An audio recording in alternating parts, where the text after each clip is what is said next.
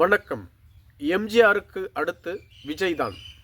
அதிமுகவின் முக்கிய தலைவர்கள் விஜயை ஆதரிப்பது எடப்பாடிக்கு மிகப்பெரிய அதிர்ச்சியை ஏற்படுத்தி உள்ளது. அதிமுகவிற்கு தற்பொழுது போதாத காலம் நடந்து கொண்டிருக்கிறது என்றுதான் பலர் கூறி வருகிறார்கள். அதிமுக என்னதான் தமிழகத்தில் எதிர்க்கட்சியாக இருந்தாலும் கூட வரும் தேர்தலில் கண்டிப்பாக வெற்றி பெற்று ஆட்சி அமைக்க முடியாது. மீண்டும் இரண்டாவது முறையாக திமுக தான் ஆட்சி அமைக்க உள்ளது என பல்வேறு நிறுவனங்களின் கருத்து கணிப்புகள் தொடர்ந்து கூறி வருகிறது. இது அதிமுகவினருக்கு மிகப்பெரிய அதிர்ச்சியையும் சோர்வையும் ஏற்படுத்தி உள்ளது. எடப்பாடி பழனிசாமி தலைமையின் கீழ் தொடர்ச்சியாக 10 தேர்தல்களில் அதிமுக தோல்வியைத்தான் சந்தித்துள்ளது. 2 தேர்தல்களை அவர் புறக்கணித்து விட்டார். இப்படி பார்க்கும் பொழுது தொடர் வெற்றிகளை குவித்து வரக்கூடிய மு.க.ஸ்டாலின் அவர்கள் மீண்டும் இந்த தேர்தலில் வெற்றி பெற்று ஆட்சி அமைப்பார் என்று கூறப்படுகிறது. இதனால் அதிமுகவைச் சேர்ந்த பல தலைவர்கள் தற்பொழுதே திமுகவில் இணைந்து வருகிறார்கள். தேர்தல் காலத்தில் இணைந்தால் சீட்டு கிடைக்குமோ கிடைக்காதோ, எனவே முன்பாகவே இணைந்துவிட்டால் நமக்கான சீட்டை உறுதி செய்து வரும் தேர்தலில் வெற்றி பெற்று விடலாம் என பல தலைவர்கள் திமுகவிற்கு சென்று விட்டார்கள். மேலும் சில தலைவர்கள் திமுகவோடு பேச்சுவார்த்தையும் நடத்தி வருகிறார்கள்.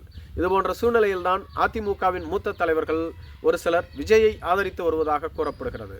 குறிப்பாக மருது அழகராஜ் மற்றும் பெங்களூர் புகழேந்தி இவர்கள் இருவருமே அதிமுகவில் இல்லை. இவர்கள் ஓபிஎஸ் அணியில் இருந்தார்கள். தற்பொழுது இவர்கள் ஓபிஎஸ் அணியில் இல்லை என்றாலும் கூட தொடர்ந்து விஜய்க்கு ஆதரவாக பேசி வருகிறார்கள்.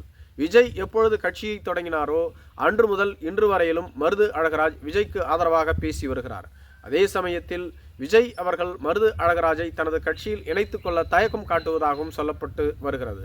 இதேபோன்று பெங்களூர் புகழேந்தி ஒரே ஆண்டில் 2வது முறையாக மிகப்பெரிய மாநாட்டை நடத்தி வெற்றி பெற்ற ஒரு இயக்கம் என்றால் அது தமிழக வெற்றி கழகம்தான். எம்ஜிஆர் காலம் மற்றும் ஜெயலலிதா காலத்தில் இதுபோன்ற நிகழ்வுகள் நடைபெற்றுள்ளது. அந்த நிகழ்வை நான் மீண்டும் பார்க்கின்றேன். எந்த ஒரு கட்சிக்கும் எவ்வளவு பெரிய கூட்டம் கூடாது. 10 லட்சத்திற்கும் அதிகமான தொண்டர்கள், அதுவும் வெயில் மிகுந்த தென் தமிழகத்தில் காசு பணம் இல்லாமல் ஒருவருக்காக கூடுவார்கள் என்றால் அது விஜய்க்காக மட்டும்தான். இது போன்ற ஒரு நிகழ்வை நான் எம்ஜிஆர் காலத்தில் பார்த்துள்ளேன், செல்வி ஜெயலலிதா காலத்தில் பார்த்துள்ளேன். அவர்களை தொடர்ந்து மீண்டும் பார்க்கின்றேன்.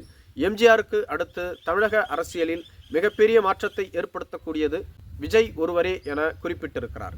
இதே கருத்தைத்தான் மருது அழகராஜ் அவர்களும் வழிமொழிந்துள்ளார்கள். மேலும் அதிமுகவின் முக்கிய தலைவர்கள் பலர் எடப்பாடியிடமிருந்து கருத்து முரண்பாட்டில் இருந்து வருகிறார்கள். செல்லூர் ராஜு, தம்பிதுரை, செங்கோட்டையன், தங்கமணி என லிஸ்ட் நீண்டு கொண்டே இருக்கிறது. இவர்கள் அனைவருமே அதிமுகவில் இருக்கலாமா அல்லது வெளியேறி விடலாமா என்ற ஒரு எண்ணத்திலும் இருந்து வருவதாக கூறப்படுகிறது. இருப்பினும் கூட இவர்கள் காலம் காலமாக அதிமுகவில் இருந்தவர்கள்.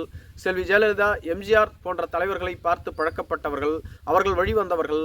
இனிமேலும் நாம் வேறு கட்சியில் இணைந்தால் அது நலமாக இருக்காது என அனைத்து நெருக்கடிகளையும் தாங்கிக் கொண்டு சிக்கல்களையும் ஏற்றுக்கொண்டு தொடர்ந்து அதே கட்சியில் பயணித்தாலும் கூட எதிர்காலத்தை கருதி இவர்கள் இந்த கட்சியிலிருந்து வெளியேறலாம் என்று கூறப்படுகிறது. இவர்கள் வெளியேறினால் திமுகவில் இணைந்தால் அது சிறப்பாக இருக்காது. ஏனெனில் அதிமுகவில் இருந்தபோது தொடர்ந்து திமுக எதிர்ப்பையே இவர்கள் கடைபிடித்தவர்கள், திமுக தலைவர்களை கடுமையாக சாடி பேசியவர்கள்.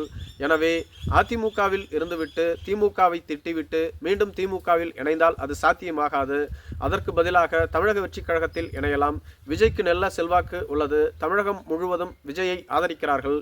எம்ஜிஆர் போன்ற பெரிய மாஸ் உள்ள நடிகர் தற்பொழுது அரசியலில் காலடி எடுத்து வைத்துள்ளார்.